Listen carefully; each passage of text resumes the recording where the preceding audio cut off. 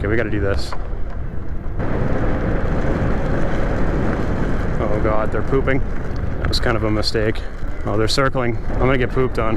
This was a huge mistake. Why did I do this? It's funny because I'm behind this cop. We'll see what happens. It's almost like an experiment. Will he care? Woo! It's an electric skateboard. Oh, yeah. I think I did overinflate the tire. I know for a fact I charged this thing up the other day, and I'm concerned because I kind of had it in storage for a little while.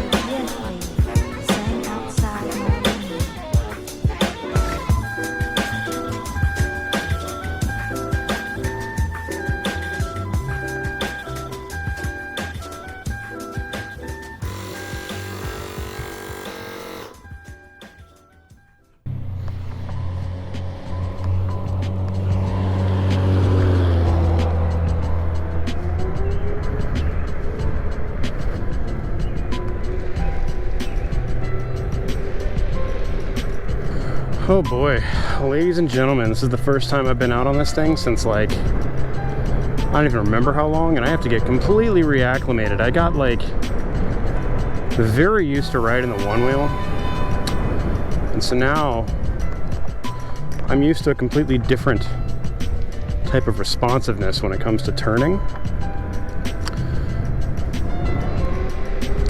I will say they both have their place.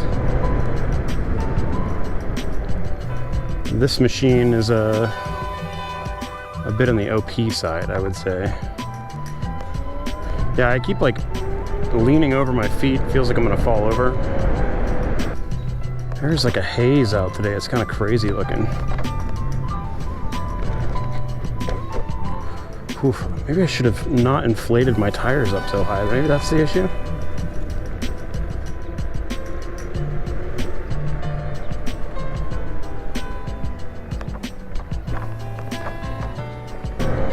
I don't know. Either way,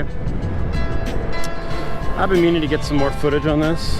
It's been forever and a day since I've taken it out, so I'm overdue. I'm really taking it easy on the ride because getting used to the speed is something I want to not rush.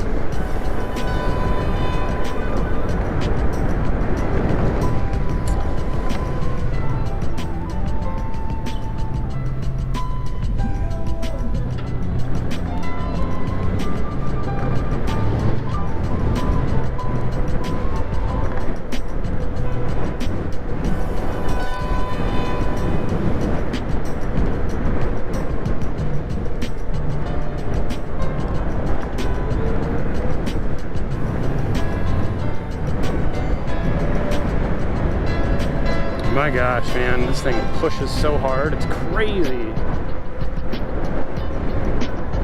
Totally forgot the amount of power this thing has. The only thing I'm concerned about is that I totally charged this thing up full.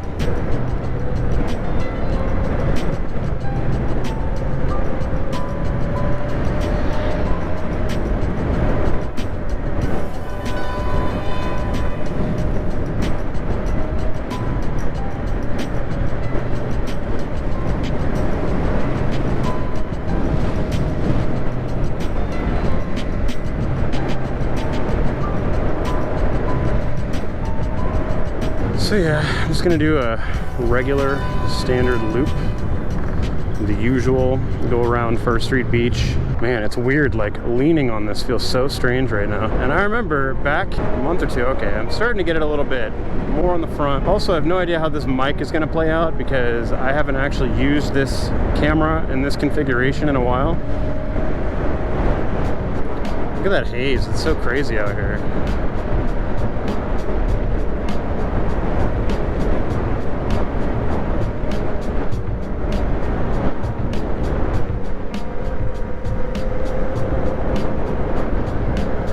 I will say this thing feels super stable for the moment. I'm going like 20, maybe faster, maybe slower. Not 100% on the speed that I'm going right now. They fixed all this up real nice.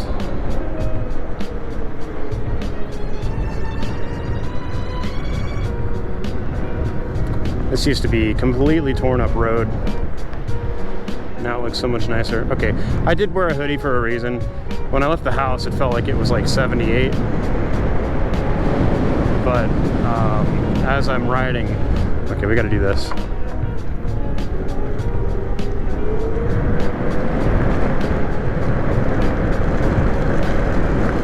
Oh God, they're pooping. That was kind of a mistake.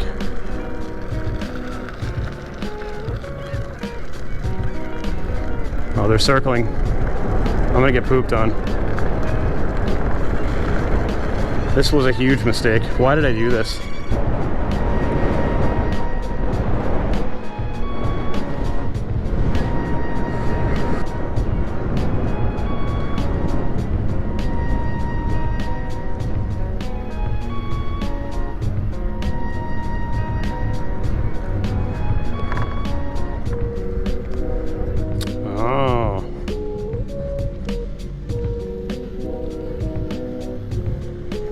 What is this?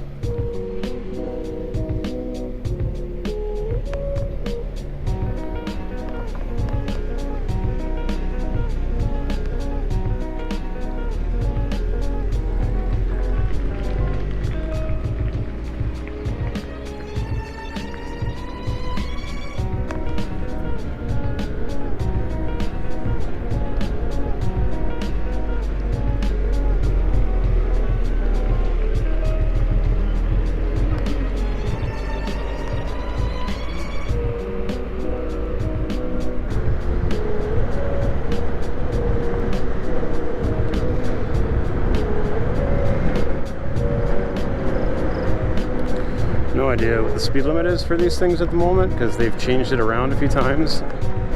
Back when I originally picked this up, it was like 15 miles per hour. Now I think they bumped it up to like 20.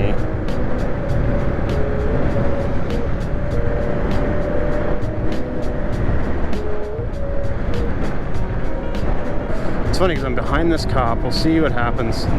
This is almost like an experiment. Will he do anything? Will he care?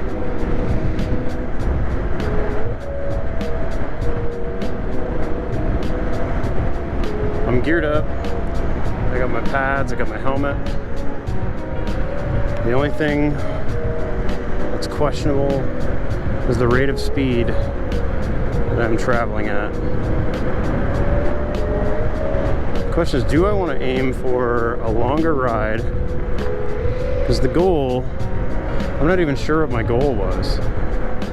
Like, I wanted to come out, feel it out, see if I still had the feet for it.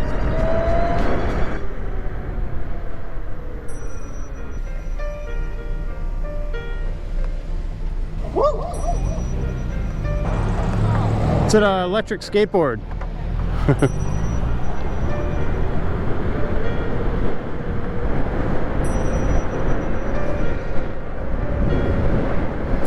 Or an electric mountain board, depends on who you talk to. I mean, this would be considered more of a mountain board variety because it has the larger wheels. I guess we'll go for a little longer run. We'll go across the bridge.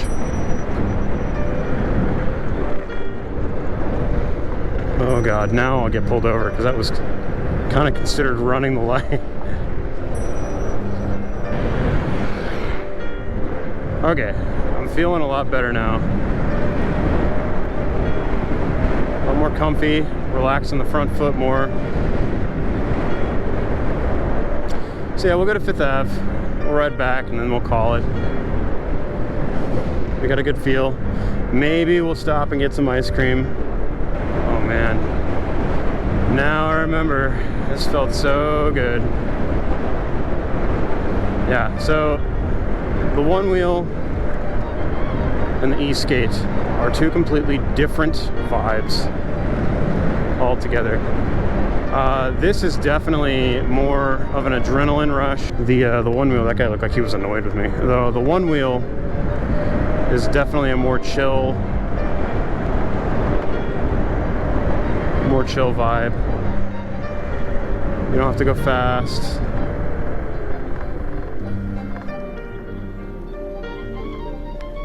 I wonder if he's going to the beach too.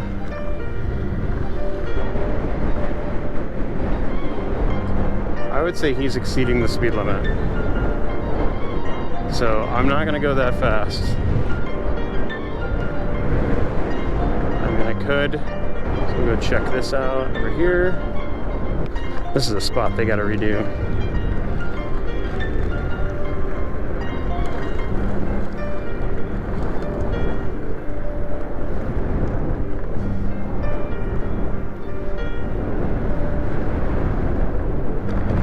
Oh yeah, I think I did overinflate the tires. These things are like, I'm riding on rock wheels. Oh. So,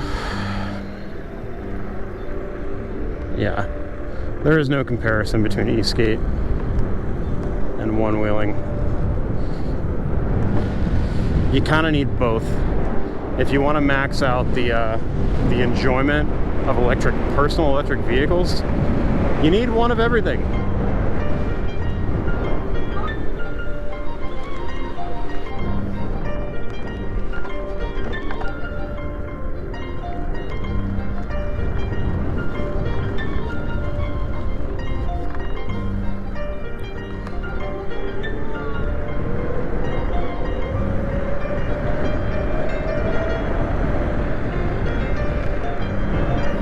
I get such foot fatigue. This front foot, it's like my foot is gripping the deck.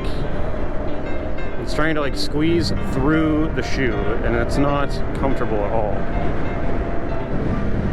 So one thing is, I definitely need to recharge this battery. I know for a fact I charged this thing up the other day, and I'm concerned because I kind of had it in storage for a little while.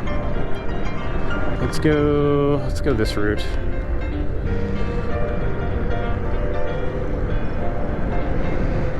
What I don't want to have happen, very nervous because I've never seen the battery this low before, 49.5, is for this thing to cut out on me. So I'm going to run this back home. I think we're done. Oh, so that's slow speed, just like snowboarding. You try and turn when you're going like 2 miles per hour, you just fall over. Even though I'm bound in, I mean, it's keeping me up a little bit better. And everyone is chilling outside right now. It is a perfect day. The weather is gorgeous. The thing I'm not cool with is these roads. So I think we're gonna just kind of take a direct route right back. And we'll plug this thing in, and I think we'll take it for another ride later. But for the time being, I think we're pretty much done for today. I definitely want to take this on more rides in the future. For as much money as I spent on this, I haven't got my money's worth out of it yet, other than to say, hey, I got this thing.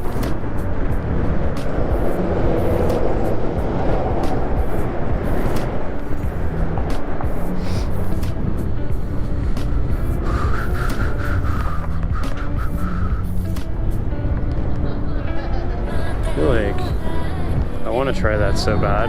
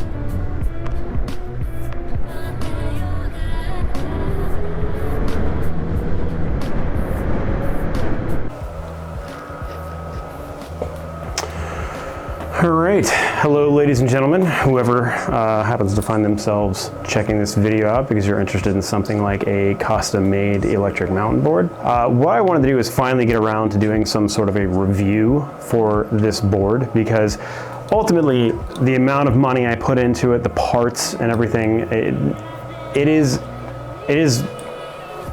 an absolute beast of a machine. The parts themselves are incredible, and I can vouch for all the individual companies that make the different components that went into this thing. SkyArt Power, I think that's his name.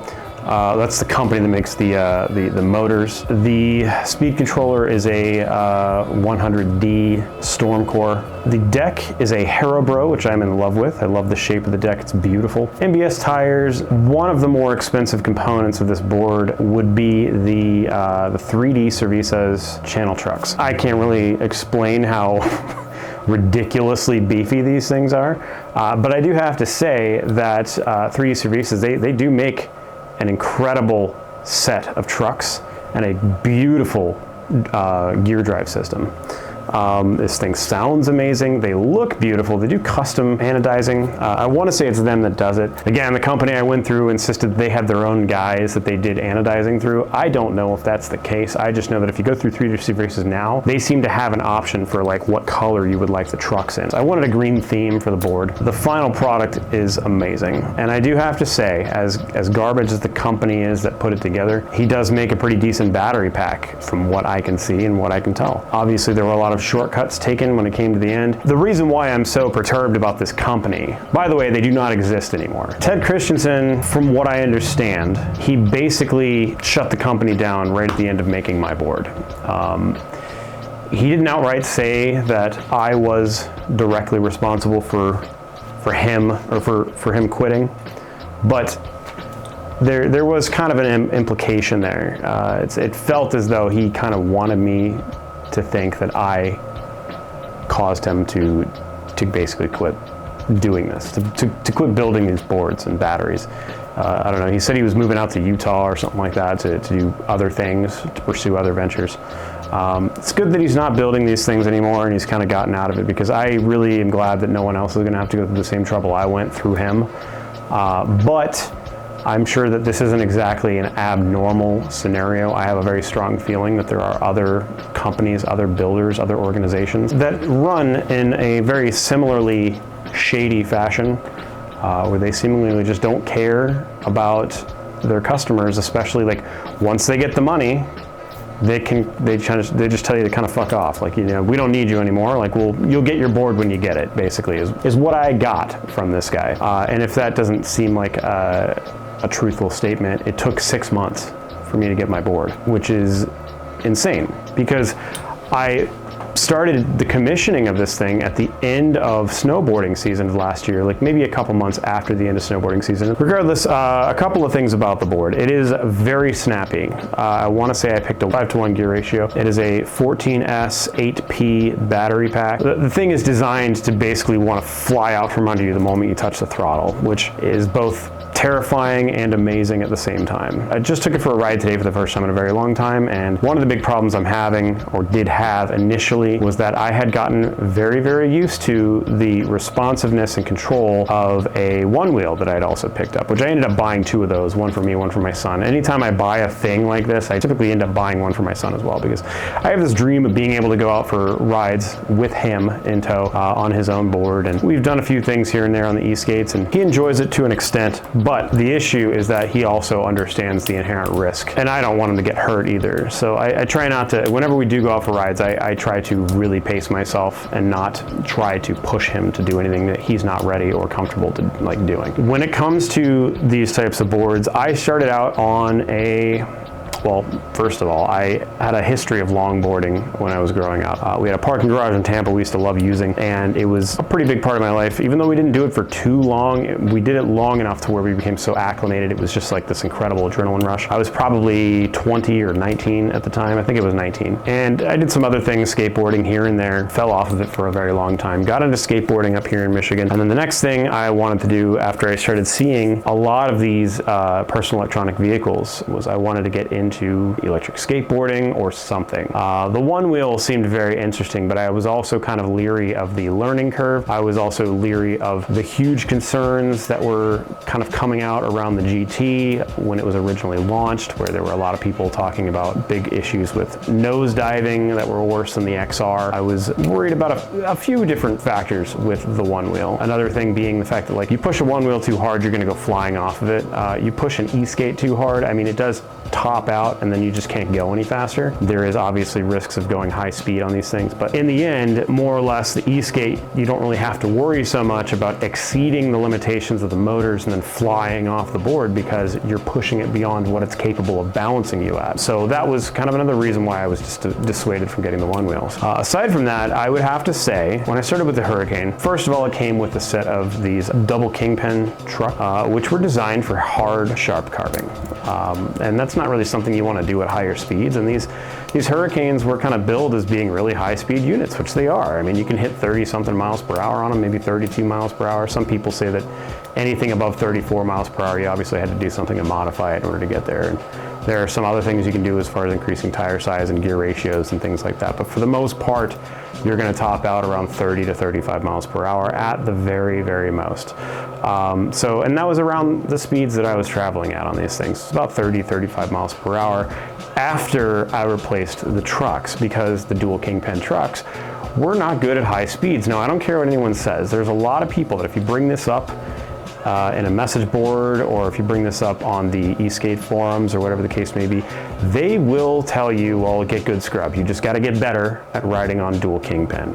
And as true as that may be, you can absolutely ride at 35 miles per hour on a dual kingpin truck, but why would you want to when there are better options out there, like a rear kingpin or a traditional kingpin truck where it's a single kingpin and it's way more stable at speed. In fact, what I ended up doing is I found a guy, I have a video on this, probably my highest viewed video on my channel. It was a dude by the name of Phil, I don't remember his last name, but he sells a set of trucks that I don't necessarily know if he ever had a name for them, but he is a machinist and he machines these things himself. And I was calling them the Savage TKPs, but I don't know if he ever had his own name. So I picked up a set of these, threw them on the Hurricane, and the ride difference between the dual kingpin cast iron trucks that they put on there and the billet aluminum machined trucks that I now had, the difference was night and day. It was like going from a Volkswagen Beetle to a Formula One car in terms of handling and how well it felt like you were never coming off this board no matter how hard you tried. And that was just my own personal experience. In terms of the difference,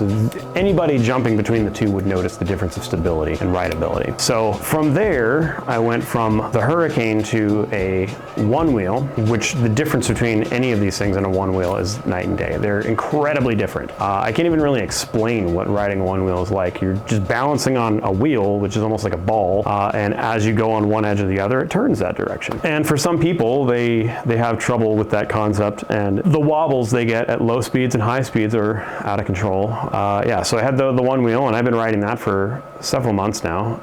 and that has been an absolute blast, and it's a completely different type of experience. It's nothing like e-skate at all, in the sense that the fun that you get from it is completely different. You can still get a little bit of adrenaline from it if you try to push it, and if you try to do a couple small things here and there, you know, jumping off curbs and stuff like that, nudging, that stuff can get you a little bit of adrenaline, but it's not like the adrenaline you get from an e-skate going 35 miles per hour down the road, or faster. I've seen some of these people going 60 miles per hour. You might as well be on a motorcycle at that point, or one of those stand-up scooters. The one wheel was a blast, and the big thing about the one wheel that I have to say is that convenience is probably one of the biggest factors that will push me to end up using the one wheel more than any of my e-skates, because the e-skates that I have are all very heavy. Now, I'm not going to say that the one wheel is light.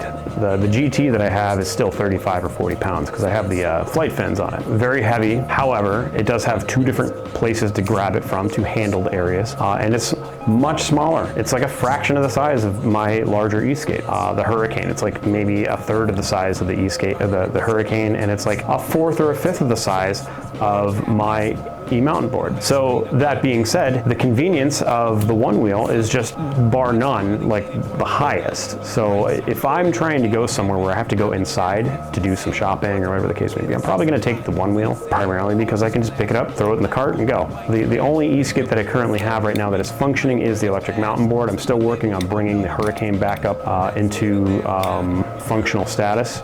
Because I did a few things to it. I was trying to change it out to gear drives, but I'm having some trouble with that. And with the new one, I don't even feel like I want to mess with the Hurricane all that much anymore. The quality is night and day. The difference is astounding in terms of componentry. And I don't feel like at any point in time I have to worry about the e-mountain board exploding on me for any reason, because I mean, I'm sure that the Hurricane's fine. I've contacted a few people from Meepo, and they seem like they're decent people, although other people would say differently.